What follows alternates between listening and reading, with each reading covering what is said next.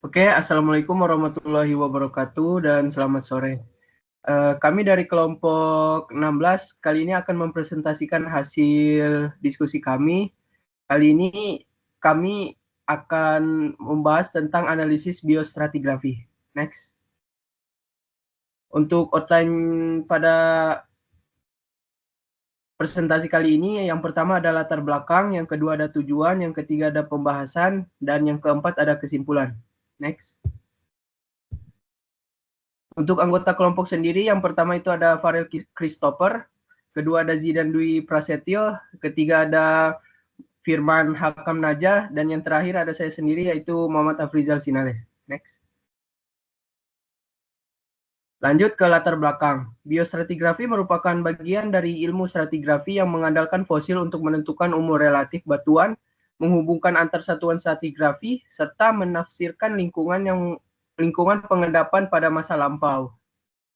Mikrofosil seperti foraminifera, nanoplankton, diatom, radiolaria, dan palinomorf memiliki peran penting dalam analisis ini karena ciri khasnya yang berevolusi cepat, tersebar luas secara geografis, serta memiliki keterkaitan erat dengan kondisi lingkungan tertentu. Melalui kegiatan kali ini, mahasiswa berperan aktif tidak hanya sebagai pengamat, tetapi juga sebagai analisis yang mengumpulkan, mendokumentasi, dan menafsirkan data geologi secara langsung. Jenis batuan seperti batu lempung, batu pasir, dan napal banyak dijumpai dan berpotensi mengandung mikrofosil laut, terutama foraminifera yang sangat membantu dalam penentuan umur relatif serta interpretasi lingkungan pengendapan. Next.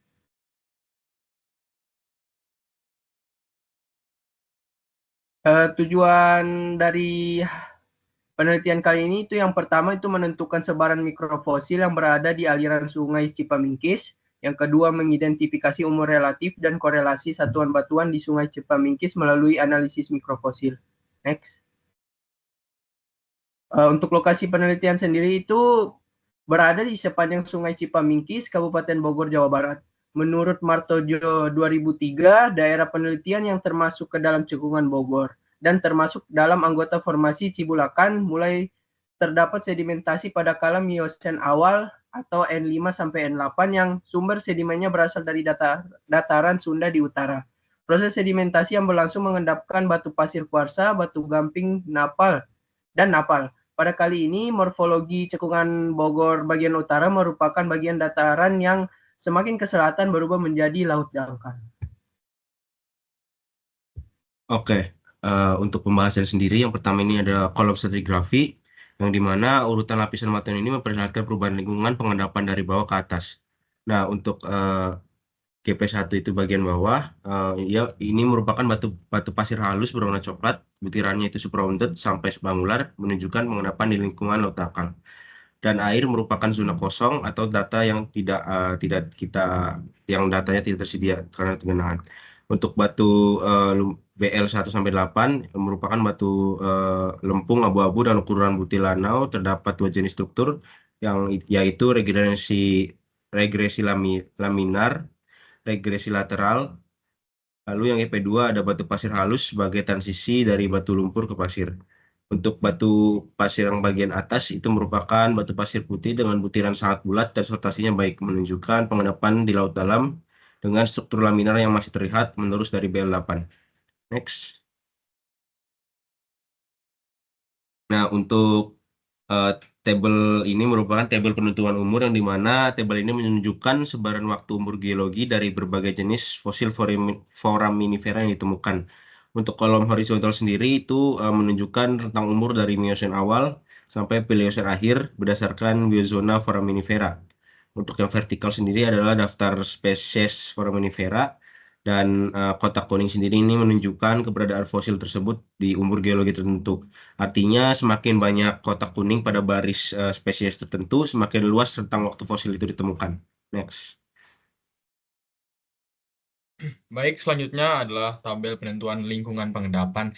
Jadi, dari penentuan lingkungan pengendapan ini kita ambil dari sampel bentonik. Nah, di sini ada 11 contoh fosil yang kita analisis dan sebagian besar fosil ini berada di Outer Neritic sampai Upper Bathial. Nah, tapi di sini ada dua bagian yang berbeda, yaitu antara fosil Amoebiotales, dia di zona transisi, dan juga ada yang di zona lower batial sampai abisal. Nah, ini dia Piro Antartika. Selanjutnya, nah, ini untuk pembahasan interpretasi lingkungan pengendapan. Berdasarkan data biostratigrafi dan distribusi lingkungan foraminifera, pada gambar yang sebelumnya, interpretasi paleometri menunjukkan bahwa lingkungan pengendapan bervariasi dari zona transisi, seperti rawa dan juga teluk, hingga ke zona abisal. Nah, sementara itu keberadaan foraminifera plantonik seperti Globorotalita dan juga Antartika ini yang umumnya ditemukan pada lingkungan batial hingga abisal. Nah, menunjukkan bahwa sedimen juga merekam kondisi laut yang ada di bawah dalam. Karena kita melihatnya dari stratigrafi yang telah kita buat sebelumnya. Terus kehadiran spesies seperti Amphistegina ini terutama dia ini menunjukkan hal yang berbeda, yaitu kombinasi antara umur, biostratigrafi, dan distribusi ekologis yang memberikan gambaran yang menyeluruh bahwa pengendapan tersebut terbentuk di lingkungan laut dengan dinamika kedalaman yang berubah-ubah, yang mencerminkan perubahan kondisi oseanografi dan tektonik selama jangka waktu Miosen hingga Pliocene. Selanjutnya, Selanjutnya adalah sejarah pembahasan di lokasi penelitian. Hasil analisis biostratigrafi dan distribusi lingkungan foraminifera dari lingkungan penelitian di Sungai Cipaminggis, sejarah pengendapan dimulai dari kala Miosen awal hingga yaitu zona N4 sampai N8 yang ditandai pada dominasi foraminifera bentonik seperti Ammonia aldehydes dan Ammobacelotes. Hasil ini menunjukkan lingkungan pengendapan laut dangkal yang berada dalam zona transisi hingga Neritik Tengah, mencerminkan kondisi litoral yang hangat dan kaya nutrien. Seiring berjalannya waktu menunjukkan menuju zona Miosen Tengah hingga Pliocene, terjadi perubahan lingkungan pengendapan menjadi lebih dalam. Beragam zona batimetri dari fosil yang ditemukan menunjukkan adanya transisi laut atau kenaikan muka laut secara bertahap yang menyebabkan lingkungan berubah dari laut dangkal ke laut dalam.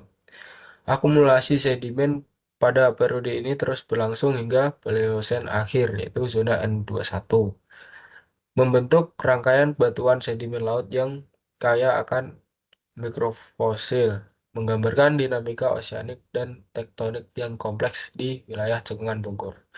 Dengan demikian, rangkaian fosil foraminifera dan kolom stratigrafi ini tidak hanya menjadi indikator umur, tetapi juga merekam sejarah perubahan lingkungan yang kompleks dari sistem sedimen transisi ke sistem laut dalam sepanjang rentan waktu neogen.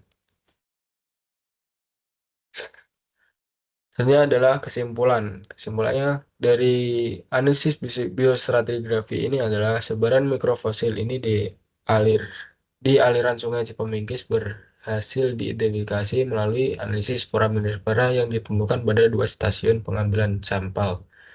Hasil menunjukkan kehadiran berbagai spesies planktonik dan bentonik.